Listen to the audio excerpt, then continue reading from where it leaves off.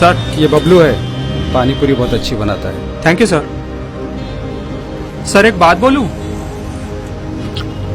हाँ बोलो। ये जो एनआरसी है ना, ये तो मुस्लिमों का है, हमारा थोड़ी है। हम क्यों ये सब में पढ़ना? वो लोग संभाल लेंगे ना उनके हिसाब से। अपने को काय को टेंशन, मतलब आप लोगों को। सर बुरा मत मानो, आप भी हिंदू मैं भी हिंदू, इसीलिए आपको समझा रहा हूँ। बबलू, सीए का मतलब मालूम तुमको? हाँ, जो बाहरी देश के हमारे हिंदू भाई बहन है ना, उनको अपने देश की नागरिकता मिलेगी। गुड। एनआरसी के बारे में मालूम होगा? एनआरसी जो हमारे देश में घुसपैठिया है ना, आतंकवादी, उनको जेल में डाला जाएगा।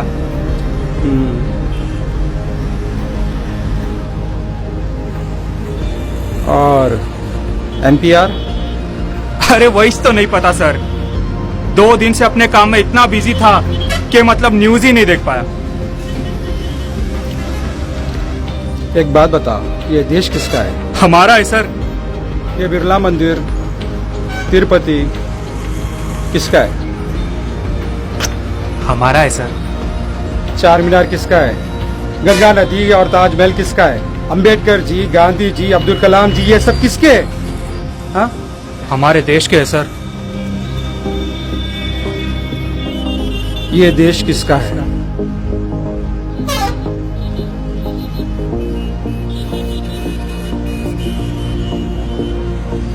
बात यहाँ सिर्फ मुस्लिम पर नहीं आएगी, बल्कि हम सब पे आएगी। एनपीआर इसीलिए निकाला गया ताकि एनआरसी करना आसान हो।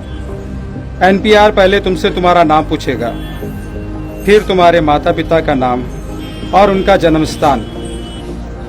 आपका पता, आपकी राष्ट्रता साबित करनी पड़ेगी। और भी अन्य डिटेल्स पूछे जाएंगे।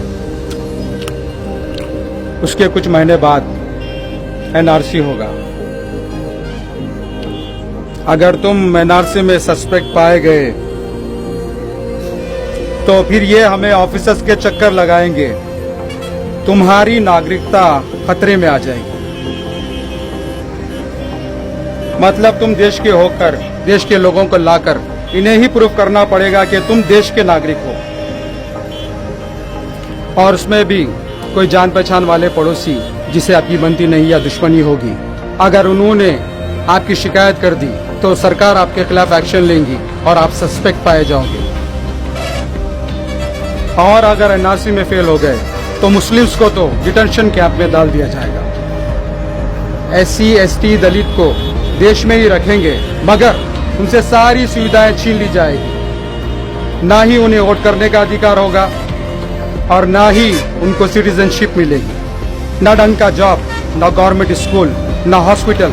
बस ऐसे ही जी लो 2024 तक। मुस्लिम्स गायब, दलित गायब, एससी एसटी गायब, बचे अपर क्लास के लोग जो बीजेपी के सपोर्टर्स हैं, बस वही रहेंगे। ये उनका प्लान है। सर इसका मतलब हमारा लड़का भी एससी है, तो क्या ये भी?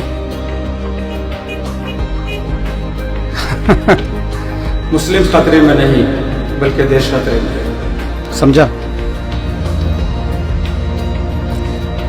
ठीक था, मगर अच्छा था। कितना हुआ? 30 रुपए सर। इसका मतलब हमारा देश खतरे में है। सर मैं भी आ रहा।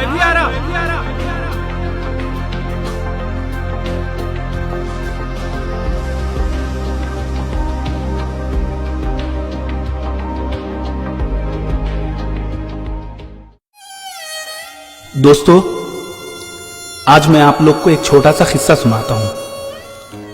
एक खेत जल जाता है और अगल बगल के लोग उसे बुझाने लगते हैं। वहां एक छोटी सी चिड़िया भी अपने चोंच से पानी लेके उस आग में डालने लगती है। एक कौवा आकर उस पे हंसकर पूछता है, इतनी बड़ी आग और इतने सारे लोग बुझा रहे हैं, तेरे इतने बूंद से क्या होगा? चिड़िया बोलती है, मुझे पता है कुछ फर्क नहीं पड़ने वाला है, मगर जब भी इस हादसे का जिक्र होगा तब इन लोगों में मेरा भी नाम लिया जाएगा। इसी तरह ये देश हमारा है, हम सबको मिलकर ये आग बुझानी होगी।